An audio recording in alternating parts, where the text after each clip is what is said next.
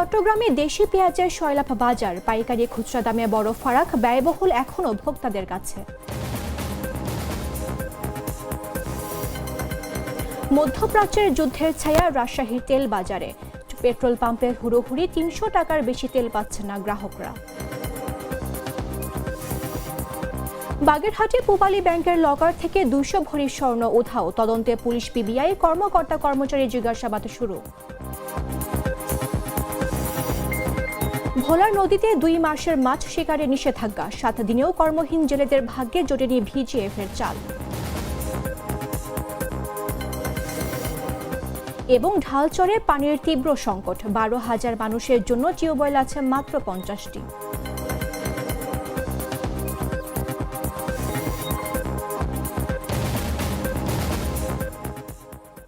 আমন্ত্রণ দেশ জুড়ে সংবাদে, আপনাদের সাথে রয়েছে আমি মামদুহা রাইসা।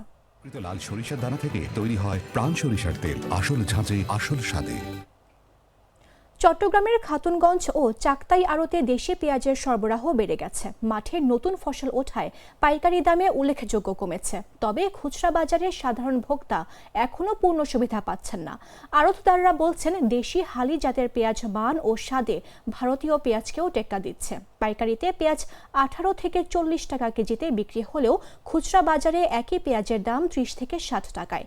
ভোক্তা সংগঠনগুলো অভিযোগ করেছে, পাইকারি ও খুচরা দামের মধ্যে বড় ফারাক থাকায় সাধারণ মানুষ কাঙ্ক্ষিত দামে পেঁয়াজ কিনতে পারছেন না।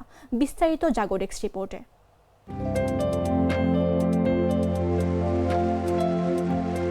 পেঁয়াজের ভরপুর মৌসুমে দেশের অন্যতম বৃহৎ পাইকারি বাজার চট্টগ্রামের খাতুনগঞ্জ ও চাকতাইয়ের আড়তগুলো এখন দেশি পেঁয়াজে ঠাসা। মাঠ থেকে নতুন ফসল ওঠা শুরু হওয়ায় বাজারে সরবরাহ বেড়েছে এবং পাইকারি দামে উল্লেখযোগ্য পতন ঘটেছে। তবে পাইকারিতে দাম কমলেও খুচরা বাজারে তার পূর্ণ সুফল পাচ্ছেন না সাধারণ ভোক্তারা।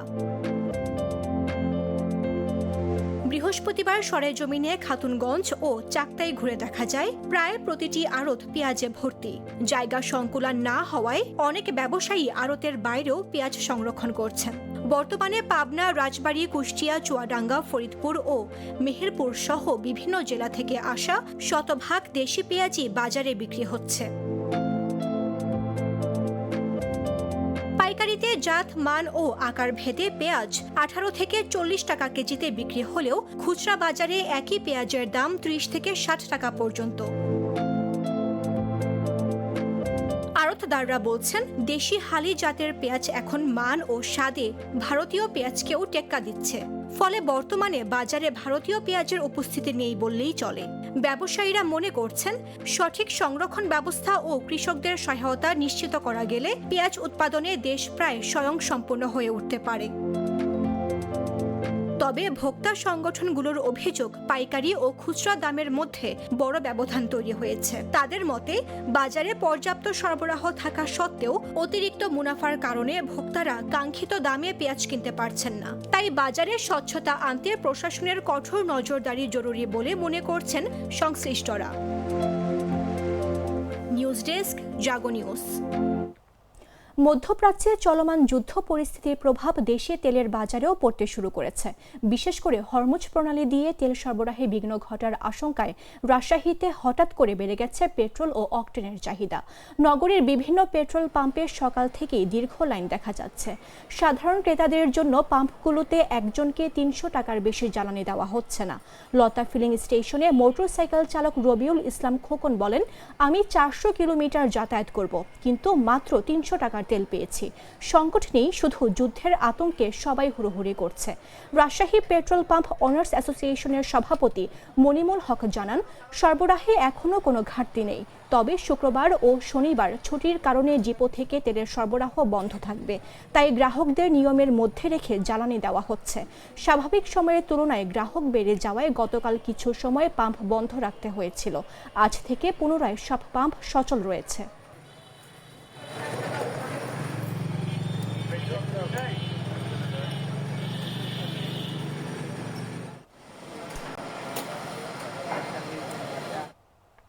ভোলার মেঘনা ও তেতুলিয়া নদীতে ইলিশ সহ সব ধরনের মাছ শিকারে ২ মাসের নিষেধাজ্ঞার কারণে জেলার ৭ উপজেলার প্রায় ৩ লাখ জেলে কর্মহীন হয়ে পড়েছে। ১ মার্চ থেকে 30 এপ্রিল পর্যন্ত এই নিষেধাজ্ঞা চলবে। নদী ও মৎস্যঘাটে এখন শুনশান নীরবতা বিরাজ করছে। কেউ জাল মেরামত করছেন, কেউ ট্রলার ঠিক করছেন, কিন্তু আয় নেই। শিবপুর ও ধুনিয়া ইউনিয়নের জেলেরা জানিয়েছেন 7 দিন পার হলেও সরকারিভাবে চাল এখনো বিতরণ হয়নি। রমজানে পরিবার সহ কষ্টে দিন কাটাচ্ছেন জেলেরা। একদিকে কিস্তির চাপে অধিকাংশ জেলে বলছেন কিস্তি আদায় বন্ধ হয়নি, তাই আয়বিহীন অবস্থায় মাছ ধরতে বাধ্য হতে পারে। ভোলা জেলার কর্মকর্তা মোহাম্মদ ইকবাল হোসেন জানান, মানবিক সহায়তা কর্মসূচির আওতায় আগামী সপ্তাহে জেলেদের প্রতি পরিবার 40 কেজি করে ভিজিএফ চাল বিতরণ শুরু করবে। নিবন্ধন হালনাগাদ ও প্রকৃত জেলেদের মাঝে চাল বিতরণ নিশ্চিত করা হবে। মৎস্য বিভাগের ঘোষণায় 28 ফেব্রুয়ারি থেকে 30 এপ্রিল পর্যন্ত 190 কিলোমিটার এলাকায় মাছ শিকারে নিষেধাজ্ঞা চলবে। চাল না দেয়াতে মনে করেন মানুষ মন মরে বেরিয়েছে। 3 নাম্বার যাও 200টা মাছ আইছে, এখন মনে করেন জেলেরা মনে করেন নদীতে যায় না। তো অভিযান দিছে, আমরা পলাঞ্চলেন যে সরকার অভিযান দিছে যে আমরা কি দড়ি খাবো। অভিযান দিছে, আমরা উপরে আমরা চাউলের অপেক্ষা করতেছি, আজ দিব কাল দিব, ঠিক আছে। এখন পর্যন্ত আমরা চাউল পাই নাই। জেলে কাজ করি আজকে 10 বছর ধরে, এখনো আমার জেলে কার্ড হয়নি। 2বার করে আইডেন্টি কার্ড জমা দিয়েছে, এখনো জেলে কার্ড দেয়নি। এখন রমজান মাসে এখন কিছু মাছ পড়া ধরছে, এই সময় অভিযানটা দিয়ে দিছে। রমজানের পর অভিযানটা দিলে আমাদের ভালো হইতো, কিন্তু এখন রমজান মাসে অভিযানটা দিয়ে দিছে জেলেদের। মানে এখন জেলেরা কি করব, জেলেরা নিজেরাই কইতে আর এরা পায় জেলে কাঠ। জেলে কাঠটা বানানো হয়েছে জেলেগুলো লাগিয়া, জেলেরাই কাঠ পায় না। তৈলে আর এভাবে চলে কেমনে? 2 মাস অভিযান দিচ্ছে, আমরা 2 মাস বাড়িতে বেকার ঘুরি। আমরা প্রকৃত জেলে ভাই, আমাদেরকে সরকারে চাল দিচ্ছে, আমাদের মনে করেন জেলে কাঠ নাই। সরকার থেকে এটা আমাদের আবেদন, আমরা যে জেলে কাঠও ঠিক মতো পাই। এখন সংসারও চালাতে পারি না, কিস্তিও চালাতে পারি না। কিস্তিওয়ালারা দৈনিক বাসায় আসে, বাসায় আইসা ওইটা কয় এইটা কয়, কিস্তি চালাতে হয়। কিস্তিগুলো বন্ধ করে দিল আমরা চলতে পারতাম। এখন অভিযান বন্ধ করবো, না তো কিস্তি বন্ধ করে দিতে হবে। লালমনিরহাট রেলওয়ের ভূসম্পত্তি বিভাগে সরকারি জমি ব্যবহারের নামে দুর্নীতির অভিযোগ ওঠে বিতর্কের কেন্দ্রে একজন কর্মকর্তা। অভিযোগ অনুযায়ী সরকারি নীতিমালা উপেক্ষা করে লাইসেন্সের নামে ব্যবসায়ীদের কাছ থেকে নগদ অর্থ আদায় করা হচ্ছে, যার বড় অংশ সরকারি কোষাগারে জমা পড়ছে না। বিষয়টি রংপুর বিভাগের 84টি স্টেশনের শতাধিক দোকানের সঙ্গে যুক্ত। অভিযুক্ত কর্মকর্তা নগদ টাকা নেওয়ার বিষয়টি স্বীকার করেছেন, তবে অন্য অভিযোগ অস্বীকার করেছেন। লালমনিরহাট রেলওয়ের ব্যবস্থাপক জানিয়েছেন, অভিযোগ প্রমাণিত হলে তদন্ত করে কঠোর ব্যবস্থা নেওয়া হবে। বিস্তারিত জাগোডেক্স রিপোর্টে। লালমনিরহাট রেলওয়ের ভূসম্পত্তি বিভাগে সরকারি রাজস্ব আদায়ের নামে অনিয়ম ও লাইসেন্স বাণিজ্যের অভিযোগ উঠেছে বিভাগীয় ভূসম্পত্তি কর্মকর্তা মোহাম্মদ মঞ্জুর হোসেনের বিরুদ্ধে।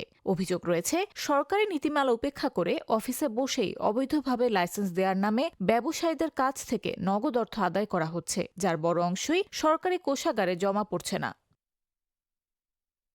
রংপুর বিভাগের 8 জেলার 84টি স্টেশন এলাকা লালমনিরহাট রেলওয়ের এই বিভাগের আওতায়। দীর্ঘদিন ধরে এসব এলাকায় গড়ে উঠেছে শতাধিক দোকানপাট। অভিযোগ অনুযায়ী নিয়মিত উচ্ছেদের ভয় দেখিয়ে দোকানের তালা ঝুলিয়ে পরে ব্যবসায়ীদের অফিসে ডেকে লাইসেন্স দেওয়ার নামে মোটা অঙ্কের টাকা নেওয়া হয়। ভুক্তভোগীদের দাবি, অর্থ মন্ত্রণালয়ের নির্দেশনা অনুযায়ী তফসিলি ব্যাংকে রাজস্ব জমা দেওয়ার কথা থাকলেও বাস্তবে নগদ টাকা নেওয়া হচ্ছে। পরে তার অল্প অংশ ব্যাংকে জমা দিয়ে বাকিটা আত্মসাৎ করা হচ্ছে বলে অভিযোগ উঠেছে। স্টেশনে আমার দোকান আছে, এখানে আমাকে বলছে যে 8 বছরের একটা লাইসেন্স, ভ্যাট সহ 20,000 টাকা নাকি। পরে আমি দিছি, আমার একটা কাগজ দিছে, রিসিভ কপি দেয়নি। এখন রিসিভ কপির জন্য আছি। 1,25,000 টাকা আমি ওই স্টেট অফিসার স্যারকে দিলাম। অনেকক্ষণ কথা বলার পর রিকোয়েস্ট করার পর ওনার 10% মানে 10 বছর ছাড়া ছাড়বেই না। রিকোয়েস্ট করার পর ওনার হাতে আমি দিলাম। আমার সাথে আরেকজন ছিল ফজলে নাম, উনি বরখাতা কলেজে একটা জব করেন, ছোট জব করেন। উনি ছিলেন, উনি 84,000 টাকা দিলেন ওনার যে জায়গা অনুযায়ী, যে লাইসেন্স একটা 1,25,000 টাকার বিনিময়ে এটা নাকি এই যে ধরনটা। অভিযোগ রয়েছে, কৃষি বা নার্সারির নামে দেয়া লাইসেন্স পরিবর্তন করে বাণিজ্যিক লাইসেন্স দেখানো হচ্ছে। পাশাপাশি চেষ্টা চলছে উন্মুক্ত দরপত্র ছাড়াই দোকান বৈধ করারও। তবে অভিযুক্ত কর্মকর্তা নগদ টাকা নেয়ার বিষয়টি স্বীকার করলেও অন্য অভিযোগ অস্বীকার করেছেন।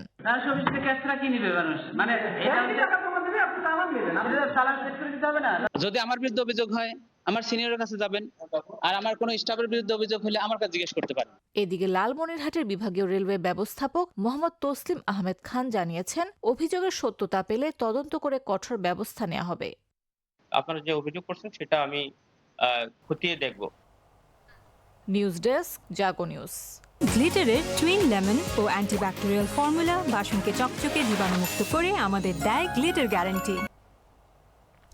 ভোলার চরফ্যাশন উপজেলার ঢালচর ইউনিয়নে 12,000 মানুষকে সেবা দিচ্ছে মাত্র 50টি টিউবওয়েল। এক কলসি পানি সংগ্রহ করতে নারীদের কখনো 30 মিনিট, কখনো 1 ঘন্টার পথ পাড়ি দিতে হয়। নদী ভাঙনে বিলীন হয়েছে অনেক টিউবওয়েল, আবার বছরের পর বছর বহু টিউবওয়েল নষ্ট হয়ে আছে। নিরাপদ পানির অভাবে কেউ নদী বা পুকুরের পানি পান করতে বাধ্য হচ্ছেন, যার ফলে ডায়রিয়া ও চর্মরোগের ঝুঁকি বাড়ছে। স্থানীয়রা দাবি করছেন অন্তত 500টি টিউবওয়েল স্থাপন করা হলে সংকট অনেকটাই কমে আসবে। বিস্তারিত জাগো ডেস্ক রিপোর্টে।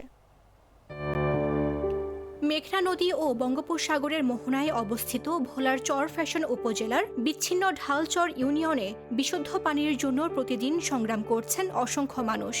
প্রায় 12,000 মানুষের এই ইউনিয়নে নিরাপদ পানির ভরসা মাত্র 50টি টিউবওয়েল। এক কলসি পানির জন্য নারীদের হাঁটতে হয় 30 মিনিট থেকে 1 ঘন্টার দীর্ঘ পথ। নদী ভাঙনে বিলীন হয়েছে অনেক টিউবওয়েল, আবার বেশ কিছু নষ্ট হয়ে পড়ে আছে বছরের পর বছর। নতুন করে টিউবওয়েল স্থাপন না হওয়ায় সংকট দিন দিন আরও প্রকট হয়ে উঠছে। বিশুদ্ধ পানির অভাবে অনেকেই বাধ্য হয়ে নদী ও পুকুরের পানি পান করছেন। এতে বাড়ছে ডায়রিয়া, চর্মরোগ সহ বিভিন্ন পানিবাহিত রোগের ঝুঁকি। পানি আইন না, এবার আমরা পানি খাইতে হয়, গা গোসল ধুইতে হয়, রোজার মাস কত কষ্ট করতে আসি। আমাকে আশেপাশে কোনো টিউবওয়েল নাই, আমরা এমন জায়গায় আয়া বইছি, আমাকে এখান থেকে টিউবওয়েলের পানি আনতে গেলে 1-1.5 ঘন্টা লাগে। স্থানীয়দের দাবি, দ্রুত সময়ের মধ্যে অন্তত 500 টিউবওয়েল স্থাপন করা হলে ঢালচর ইউনিয়নের বিশুদ্ধ পানির সংকট অনেকটাই কমে আসবে। যদি আমাদের একটা কল দিত, আমাকে পানির কষ্ট থাকতো না, আমরা একটু শান্তিতে চলতাম। কখনো নদীর ঘাটে যাই, কখনো আনন্দর বাজারে যাই, বিন পুরুষের ভিতরে দেখা হয়, আমরা অনেক চলাফেরা করতে কষ্ট হয়। কোনো কল পাইতে আসি না, কোনো বাজেটও আসে না, পাইও না, দেও না। আমরা লবণ পানি ব্যবহার করি, ফুসকুনি পানি ব্যবহার করি, এভাবে যাবজ্জীবন আমরা কাটাইতেছি। তবে ভোলা জেলা জনস্বাস্থ্য প্রকৌশল অধিদপ্তর বলছে, বর্তমানে নতুন টিউবওয়েল স্থাপনের জন্য কোনো বরাদ্দ নেই। বরাদ্দ পাওয়া গেলে ঢালচরে প্রয়োজন অনুযায়ী আরও টিউবওয়েল বসানো হবে। সব মিলিয়ে বিশুদ্ধ পানির জন্য দীর্ঘ পথ পাড়ি দেয়া ঢালচরের মানুষের কাছে এখন বড় প্রশ্ন, কবে মিলবে নিরাপদ পানির স্থায়ী সমাধান? মামদুহা রাইসা, জাগো নিউজ। ফরিদপুরের পেঁয়াজ চাষিরা রমজানের আগে হঠাৎ বাজারে দাম কমে যাওয়ায় বড় ধরনের সংকটে পড়েছেন। বর্তমানে প্রতিমণ পেঁয়াজের দাম 950 থেকে 1100 টাকায় অবস্থান করছে, যা উৎপাদন খরচের তুলনায় কম। সালথা উপজেলায় চলতি মৌসুমে প্রায় 12,500 হেক্টর জমিতে পেঁয়াজের আবাদ হয়েছে। কৃষকরা জানান, সার, বীজ, কীটনাশক, শ্রমিক মজুরি ও সেচ খরচ মিলিয়ে প্রতিমণ উৎপাদন খরচ প্রায় 1400 থেকে 1500 টাকা। এতে তারা প্রতিমণ 500 থেকে 600 টাকা লোকসান করছেন। বালিয়া বাজারে কৃষক শফিকুল ইসলাম বলেন, কম দামে বিক্রি করতে বাধ্য হচ্ছি, আয় নেই। সালথা উপজেলা কৃষি কর্মকর্তা সুদর্শন শিকদার জানান, দাম মূলত বাজারের চাহিদার উপর নির্ভর করে। চাহিদা কম থাকায় অনেক কৃষক নগদ টাকার প্রয়োজনেই কম দামে পেঁয়াজ বিক্রি করছেন। তিনি কৃষকদের পরামর্শ দেন, যদি সম্ভব হয় কিছুদিন পেঁয়াজ সংরক্ষণ করে রাখা। সপ্তাহে কয়েকদিন উপজেলার বিভিন্ন ইউনিয়নে পেঁয়াজের হাট বসে। পাইকাররা ট্রাক ভর্তি পেঁয়াজ কিনে নিয়ে গেলেও স্থানীয় চাষিরা এখনো লোকসানে পড়ছেন।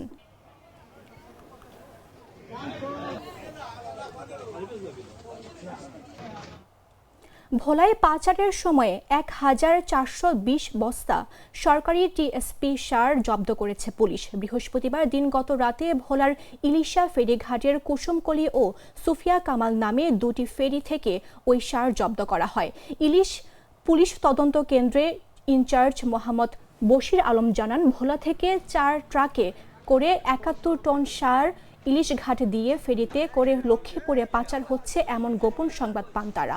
পরে তারা অভিযান চালিয়ে ওই ট্রাক সহ 4 ইলিশা পুলিশ তদন্ত কেন্দ্রে নিয়ে আসেন। একসময় মোহাম্মদ আরমান নামে এক ট্রাক চালককে জিজ্ঞাসাবাদের জন্য নিয়ে গেলে বাকি 3 জন পুলিশের উপস্থিতি টের পেয়ে পালিয়ে গেছে।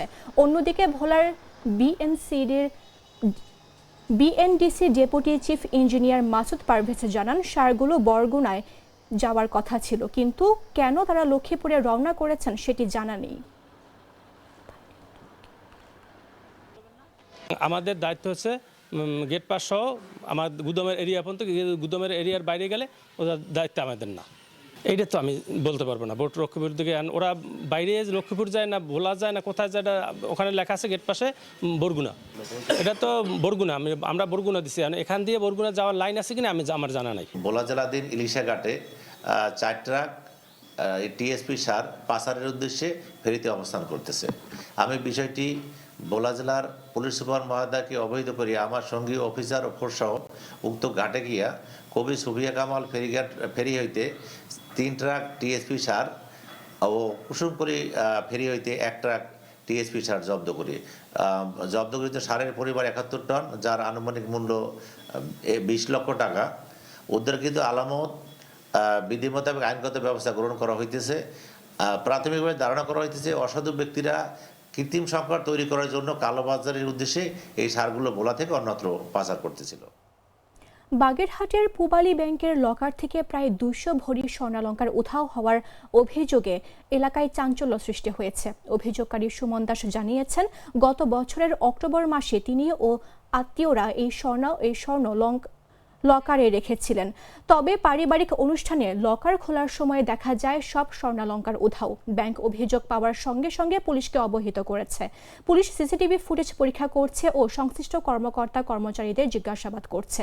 2 দিন আগে একই ভবনের একটি ক্যাশ ডিস্ট্রিবিউশন হাউস থেকে 33 লাখ টাকা আত্মসাতের ঘটনা তদন্তে আছে। বিস্তারিত জাগোডেক্স রিপোর্টে। বাগেরহাটে একটি ব্যাংকের লকার থেকে প্রায় 200 ভরি স্বর্ণালংকার খোয়া যাওয়ার অভিযোগে চাঞ্চল্যের সৃষ্টি হয়েছে। অভিযোগটি উঠেছে পূবালী ব্যাংক লিমিটেডের বাগেরহাট শাখাকে কেন্দ্র করে। ঘটনার পর বৃহস্পতিবার জেলা পুলিশের ঊর্ধ্বতন কর্মকর্তারা ঘটনাস্থল পরিদর্শন করেছেন। অভিযোগকারী গ্রাহক সুমন দাস জানান, গত বছরের 15 অক্টোবর তিনি নিজের ও আত্মীয় স্বজনের প্রায় 200 ভরি স্বর্ণালংকার ব্যাংকের লকারে জমা রাখেন। তবে বুধবার একটি পারিবারিক অনুষ্ঠানের জন্য লকার খুলতে গিয়ে তিনি দেখেন সেখানে কোনো স্বর্ণালংকার নেই। বিষয়টি জানাজানি হলে এলাকায় ব্যাপক চাঞ্চল্য সৃষ্টি হয়। গ্রাহক সুমন দাস বলেন, পরিবারের একাধিক সদস্যের স্বর্ণালংকার সেখানে সংরক্ষিত ছিল। হঠাৎ সব উধাও হয়ে যাওয়ায় তারা মারাত্মক সংকটে পড়েছেন এবং ঘটনার সুষ্ঠু তদন্ত দাবি করেন। আমার এখানে একটা লকার আছে, সেই লকারে আমার পরিবার এবং আত্মীয় স্বজনের কিছু স্বর্ণালংকার আমি রেখে যাই। আমি গতকাল আমার বাসায় একটা অনুষ্ঠান থাকার জন্য আমি গতকাল এটা নিতে এসে দেখি আমার ওই লকারে কিছু নেই। ব্যাংক কর্তৃপক্ষ জানায়, গ্রাহকের অভিযোগ পাওয়ার পরপরই বিষয়টি আইনশৃঙ্খলা বাহিনীকে অবহিত করা হয়েছে। পুলিশ সিসিটিভি ফুটেজ পরীক্ষা করছে এবং সংশ্লিষ্ট কর্মকর্তা কর্মচারীদের জিজ্ঞাসাবাদ করা হচ্ছে। সুমন নামে একজন গ্রাহকের লকারে থাকা স্বর্ণ পাওয়া যাচ্ছে এবং এটা অভিযোগ সমর্থন করা হয়।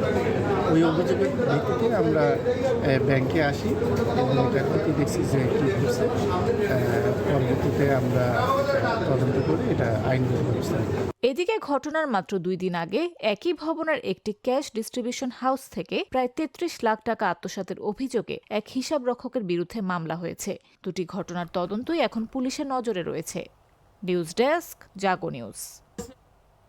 বাগেরহাটের সোহাগ শেখের 20 বছর ধরে গড়ে তোলা খামার। নিচ বাড়ির আঙিনায় 3 তলা বিশিষ্ট খামারটিতে গত 3 মাসে বার্ড ফ্লুতে প্রায় 8,000 মুরগি মারা গেছে।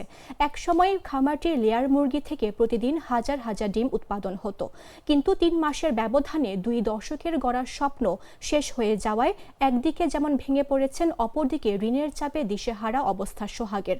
খামারের অভিযোগ, ভালো সময়ে বিভিন্ন দোকানদার ও কিস্তির লোকেরা বাসায় এসে মালামাল ও লোন দিতে আগ্রহ দেখাতেন, খাবার ওষুধ পর্যন্ত বাড়িতে পৌঁছে দিতেন। এখন পরিস্থিতি খারাপ হওয়ায় তারাই দ্বিগুণ টাকা দাবি করছেন। 1 লাখ টাকার জায়গায় 2 লাখ টাকা দাবি করছে। দোকান থেকে যা পাওনা তার চেয়ে বেশি দাবি করছে। সময় চাচ্ছি, কেউ সময় দিচ্ছে না, উল্টো মামলা করার হুমকি দিচ্ছে। সোহাগের স্ত্রী আকালিমা বেগম বলেন, আমাদের সব শেষ হয়ে গেছে। যারা টাকা পাবে তারা যদি 1 বছর সময় দিত, আমরা আস্তে আস্তে শোধ করে দিতাম। এখন সবাই একসঙ্গে চাপ দিচ্ছে। উপজেলার প্রাণী সম্পদ কর্মকর্তা ডাক্তার পলাশ কুমার দাস বলেন, আমরা খামার পরিদর্শনে যাচ্ছি, নতুন নমুনা সংগ্রহ করে পরীক্ষা করা হবে। রিপোর্ট পাওয়ার পর প্রয়োজনীয় ব্যবস্থা নেওয়া হবে। আমার 20 বছরের সাধনার প্রজেক্ট, 20 বছরের পরিশ্রম করে যা তো শেষ হয়ে গেছে, মারা গেছে প্রায় লক্ষ কোটি টাকার উপর সম্পদ। তারপরে যারা আমার সুদিনের সময় যারা সাইদেশে খাবার দিয়ে গেছে, দিয়ে ডেকে লোন দিছে, সব প্রজেক্ট দেখে দিয়েছে। এই বছরটা আমার মুরগি থেকে মারা যাওয়ার পরতে এসে তারা বিভিন্ন রকম খাবার যা পাবে তার এক্সট্রা টাকা দাবি করতেছে। এখনই 10 বছর 20 বছর ব্যবসা করেছি, তাকেও 10 বছরের টাকা আমার এখনই দেওয়া লাগবে, এরকমভাবে রাস্তাঘাটে উঠে দিচ্ছে না, হুমকি দিচ্ছে। এখন যেভাবে হোক আমি যে টাকা আনিছি, খাবার আনিছি, টাকাগুলো এখন 1 লাখের জায়গায় 2 লাখ টাকা দাবি করতেছে। তারপর আমার স্বামীর হ্যারাসমেন্ট করতেছে। যেভাবে হোক আমার সময় দিয়ে আমার কাছ থেকে টাকাগুলো আস্তে আস্তে নিতে হবে। তারা কেউ সময় চাচ্ছে না।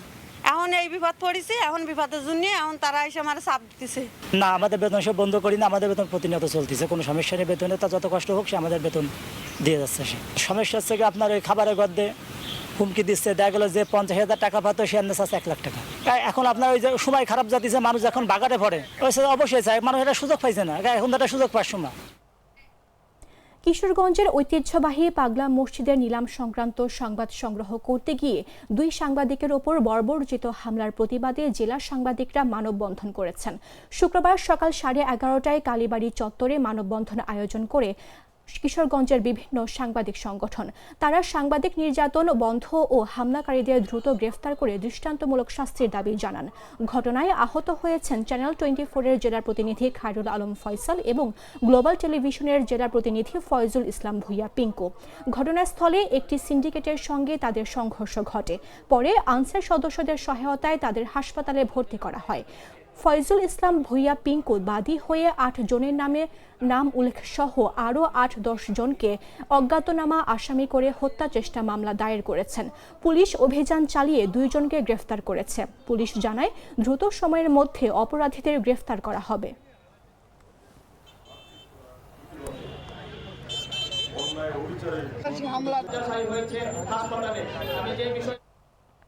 সংবাদ শেষ করার পূর্বে শিরোনামগুলো জানিয়ে দিচ্ছে আরও একবার। চট্টগ্রামে দেশি পেঁয়াজের সয়লাভ বাজার, পাইকারি খুচরা দামে বড় ফারাক, ব্যয়বহুল এখনও ভোক্তাদের কাছে। মধ্যপ্রাচ্যের যুদ্ধের ছায়া রাজশাহীর তেল বাজারে, পেট্রোল পাম্পে হুড়োহুড়ি, 300 টাকার বেশি তেল পাচ্ছেন না গ্রাহকরা। বাগেরহাটে পূবালী ব্যাংকের লকার থেকে 200 ভরি স্বর্ণ উধাও, তদন্তে পুলিশ পিবিআই, কর্মকর্তা কর্মচারী জিজ্ঞাসাবাদ শুরু। ভোলার নদীতে 2 মাসের মাছ শিকারে নিষেধাজ্ঞা, 7 দিনেও কর্মহীন জেলেদের ভাগ্যে জোটেনি ভিজিএফের চাল। এবং ঢালচরে পানির তীব্র সংকট, 12,000 মানুষের জন্য টিউবওয়েল আছে মাত্র 50টি।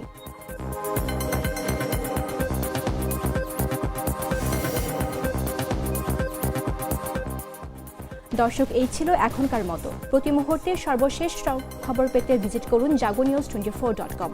ফলো করুন আমাদের ভেরিফাইড ফেসবুক পেজ এবং সাবস্ক্রাইব করুন জাগো নিউজের ইউটিউব চ্যানেল। ধন্যবাদ সবাইকে।